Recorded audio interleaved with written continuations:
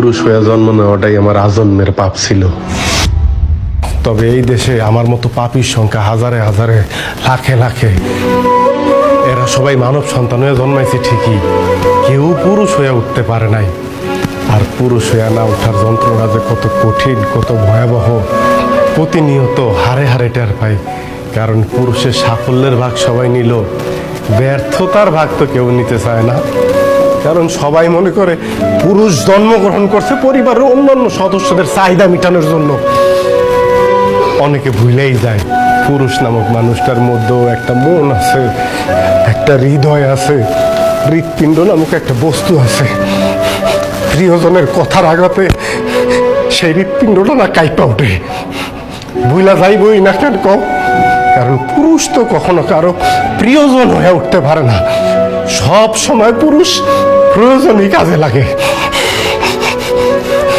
জানো সোনিয়া, পুরুষ মানুষ সবসময় চোখ দিয়ে কান্না করে না, মুখ দিয়েও আর্তনাদ করে না। পুরুষের মন কান্দে, হৃদয় আর্তনাদ করে। পুরুষ আবার সেই আর্তনাদ বুকের মধ্যেই চাপ দিয়ে ধরে রাখে, যাতে প্রিয়জনরা না শুনতে পারে। যদি কষ্ট পায়